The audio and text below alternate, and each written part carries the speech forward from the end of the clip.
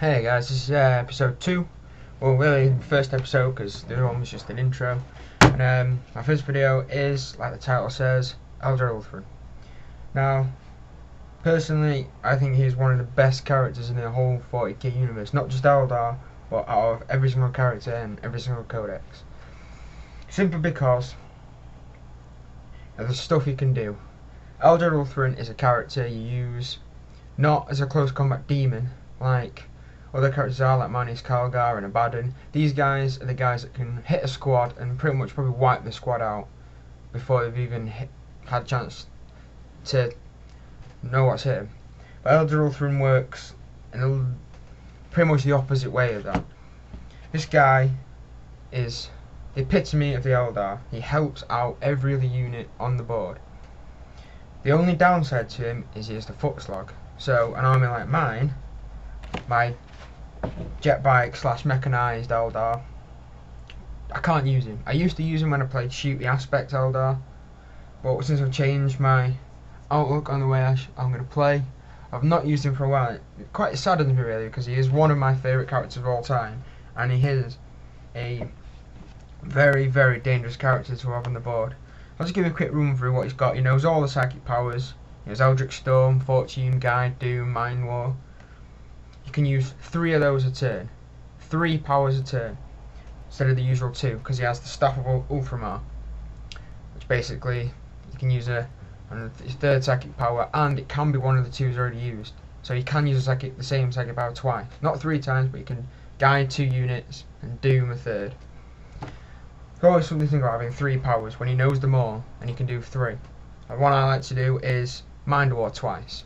So I took 2 wins off the first time, I'll do it again and I'll kill you. It's always good to be able to finish a unit off a Mind War when you couldn't do it the first time around. And another amazing reason why Eldrad Ulthran should always be the first name on your team sheet is Divination. Divination, for those of you who don't know, is a special ability which is used after all deployment is done, but before the first turn is played. Basically, you can reposition D3+1 units, which is an amazing ability. But you can reposition up to 4 units in a completely different location to where your opponent thinks they're going to be. So you could have 2 fire prisoners in one corner, and then they just fly over to the other corner. What I used to do when I played my half mechanized, half shooter list is I'd sit 2 falcons right in the middle of the board, out in the open. And then hopefully, if my opponent took the bait, he would deploy his things right in front of it to get a line of sight out in the open.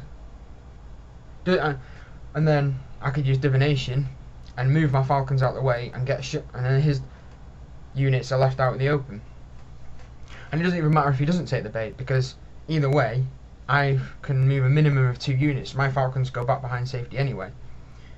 So it's always a good trick, and a little nasty trick to play. There's a lot of things you can do. Things I used to do is I used to split my deployment into both corners. They'd spread their deployment to match mine, and I'd move one of my flanks over to the other side, and then sweep round. It's always a good thing to be able to do, is to reposition your units after all your opponent's units are positioned. Moving on to his war gear, he's got Shuriken Pistol, Witchblade. He's got Runes of Warding, Runes of Witnessing, a Ghost Hand, Spirit Stone. So basically everything of Farsi you can't have, he has got it. He's got Rune Armour, but his is a 3-up invulnerable save instead of a 4-up invulnerable save. And like I said before, he's got the Staff of Ulthran, which grants the ability to use that 3rd psychic power, and it's basically a Singing Spear, but it ignores armour saves in close combat. So he's only got 1 attack, 2 on the charge, 2 close combat weapons. He's only got 3 attacks. That's not very good for a character. Even a force commander from the Space Marines can get upwards of 5, 6 attacks. So he's only hitting you half the amount of times as a normal character was, but he's going to kill you on a 2s. He's got weapon skill 5, ballistic skill 5 when he throws a Singing Spear at you. So he can cause a bit of damage, but I wouldn't expect him to charge into combat and devastate a squad, because that's not what he's there for. Another way I like to use Eldrad is I have him babysitting 2 Wraith Lords. Sit him in a building, 2 Wraith Lords either side of him. That way the Wraith Lords benefit from the Spirit Seer special rule because he's within 12 inches of them, and he can guide them both, and fortune them, or fortune one of them. Having toughness 8, a 3-up armor save, and a 4-up in-run save, re-rollable, is phenomenal. Toughness 8, not a whole lot's going to wound you anyway, other than strength 9, 10 weapons.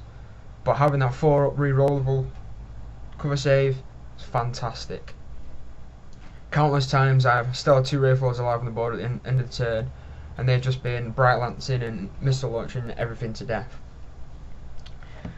So that's him in a nutshell, really. There's a lot of things you can use, but like I was saying, he's out of place in a speedy army. He has to be used in basically a stand and shoot Eldar army, which seems to be getting rarer and rarer these days. Everyone's going for the mechanized option because they are, as a whole, better armies.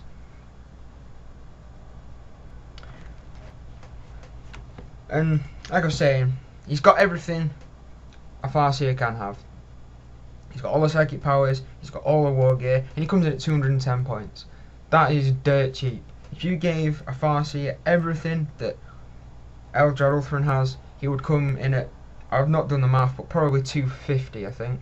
And he doesn't have divination, he can only use 2 psychic powers a turn.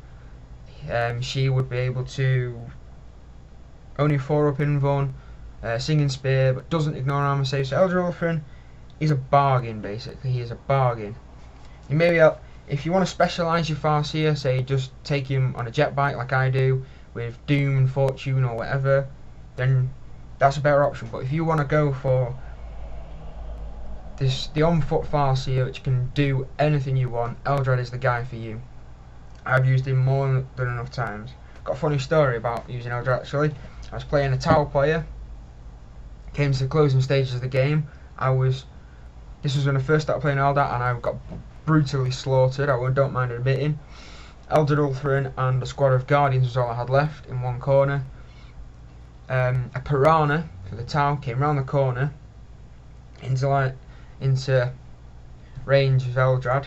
My turn, he throws his singing spear at the Piranha, blows off its fusion gun on the front. Next turn, we forget this has happened. In the heat of the battle, we forget this has happened, so the fusion gun shoots Eldrad, wounds him, I fail the armor save, kills him outright, but then I remember, hang on a minute, I blew it off. Now that is foresight. He saw his own death and he averted it. Well, that's the tactics on Eldrad, really. Like I say, he's a great Farseer. He's there to enhance your army, which he can do phenomenally. Doing 3 psychic powers a turn, like I was saying, he could guide a Fire Prism, guide a unit Dire Avengers, doom the unit they're shooting at, and that unit's like toast, basically. Another trick I like to use is sit him next to your Dark Reapers with Morgan Ra, who was a very nasty character, and I'll probably do a video on him because he's also one of my favourites, and then just guide them and they just nail. So there's a few tactics you can use, and just before the video ends, like I said, I was going to show you some paint jobs, so I'll just give you a quick look at my Eldrad. So there he is. So we get some better light. So I don't do my painting, my dad does my painting for me. Just turn him round. This guy is my nest egg. Gorgeous paint job, thanks Dad. I say I can't paint for home, but this is what I get painting my models. It's fantastic. Quality's not very good because my camera's a bit shoddy, but I'll see if I can get it any better. There you go, that wasn't bad. Well, that's it, that's Eldrad. That's my first video. Some more will be coming up. It's probably not what you expected from, but it's my first video, they'll get better. So, yeah, that's in a nutshell. It's my opinion on Eldrad Ulthran. If you're doing a static, shooty Eldar army with aspects, you need to have Eldrad at the pinnacle. He must be the forefront of your army. Because the stuff he can do, the stuff he's done for me in the past, and any of our other players will confirm it.